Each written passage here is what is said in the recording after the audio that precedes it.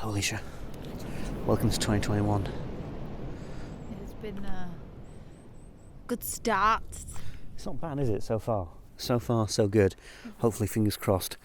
Okay, so today we've got top 10 beginners, or rather a beginner list that's kind of like a volume knob in a way, as in the first fragrance is like the easiest, like piss easiest fragrance to wear or to collect if you want to get into this or if you want to smell good. And we go up and up and up and up all the way to number 10, which is what I think is the most advanced fragrance of a beginner level. I have actually done this series before in 2019, but I wanted to bring it back because the main people who watch these videos are actually beginners. Yeah. They are people who don't know and want to kind of get into it. So welcome to the wacky world of Fragrance Apprentice. Yes. We do things a little bit differently around here, don't we? Oh, we do. We do. Get ready for the weird and the wacky. Yeah, this ain't no Jeremy Fragrance around here. No, yeah, things are a bit wacky, but anyway. Do comfort and expense. Anyway, we've got a lot to get through, so I'm going to start with this. This is the first one, if you could. Yep. This is ZARA Vibrant Leather Summer. This is about £3 for 100ml. I don't know why Chris has got like a 50ml. I'm like, dude, it's like £1 more. Come on. But he has. So, Alisha, what do you think? Is it a beginner out of 10? What do you reckon? Okay. Thank you. Right, so this is a definite beginner. Lovely, nice summer fragrance. Ideal for any age range and is 100% unisex. I would give this a 10. Pretty straightforward. This is, of course, a clone of Dior Homme Cologne, which you're a big fan of as well, aren't you? Oh, yes, I am. It's got that freshly cut orange kind of vibe. But yeah, seriously, you're just starting out, don't know what to do. This will make you smell good. 100%. Make you smell clean. 100%. And is like £3. So it's really good. Cheap and cheerful. Very cheap and cheerful. Vibrant leather summer. Just straightforward. Okay, you hold that. So, second fragrance. This is Bulgari Man Wood Neroli. And this is kind of like ZARA Vibrant Leather Summer, but it's more sophisticated, I'd say. Yes, definitely more sophisticated. It adds a couple of notches on there in regards to spice and the woodsiness. I agree in regards to this being quite a more advanced. Yeah. You're looking more 20s upwards. I would rate this probably a 9. Yeah, but it's still not too crazy. We haven't gone out of the ballpark in a way.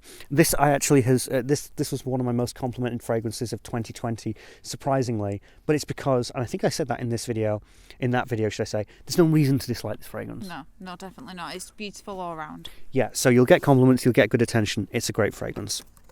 Okay, we can't litter here. This is the woods. Pick them up at the end. This is the woods. Okay, right. Third fragrance is, of course, Mont Blanc Explorer. I love this one. You don't even need to spray it. Because, I mean, this one is an all-rounder again. I always rate this one very high. Yeah. It does take that little step up on a notch. And I would definitely give this a 10 out of 10.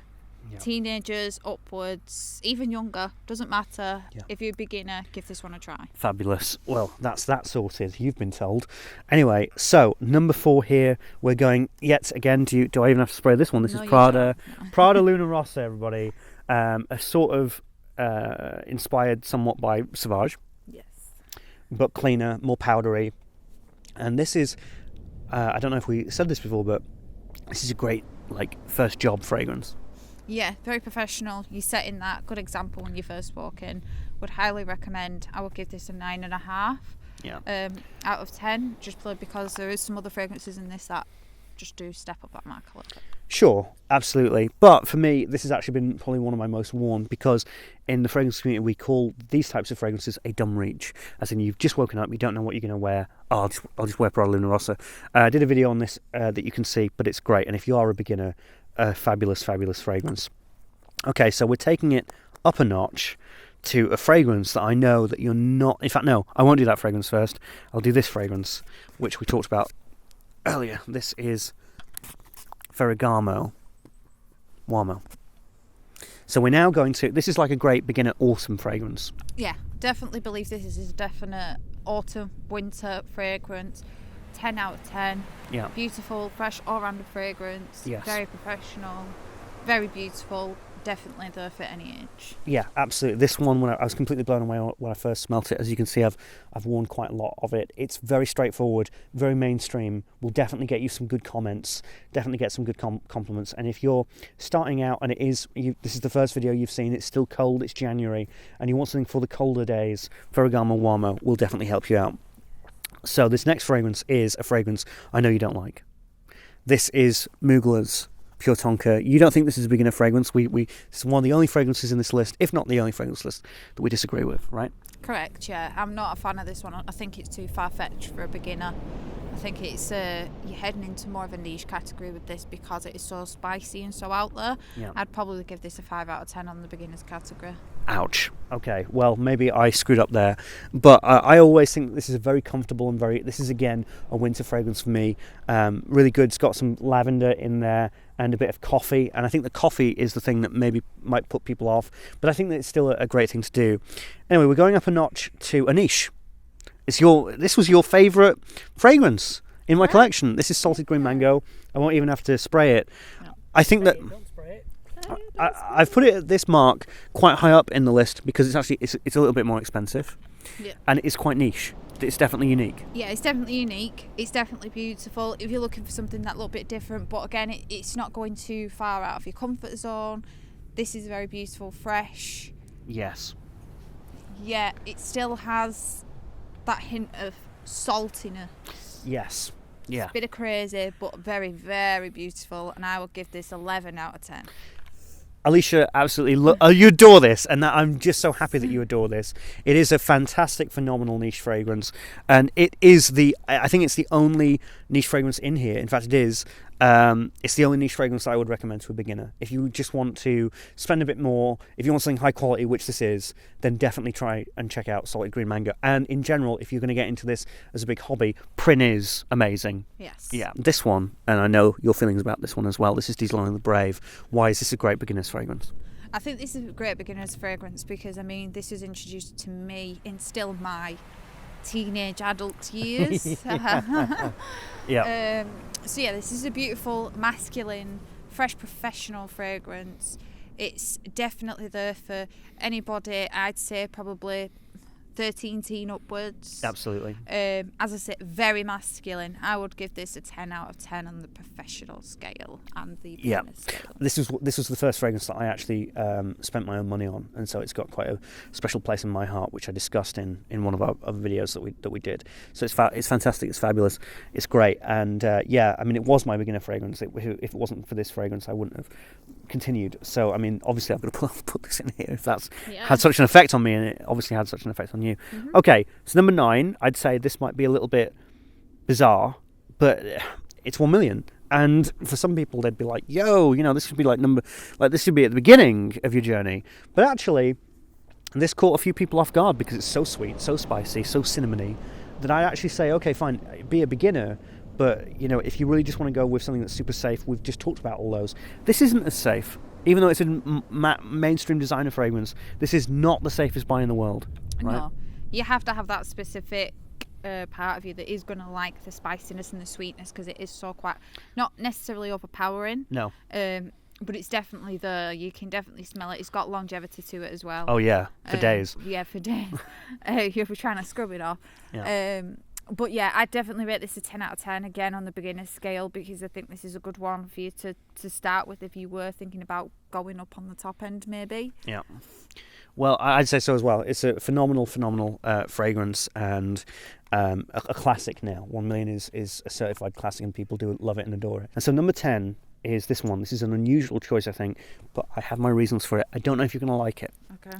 But I want to give my reasons for why this is my advanced beginner pick. This is Gravitas by Norton & Wilson.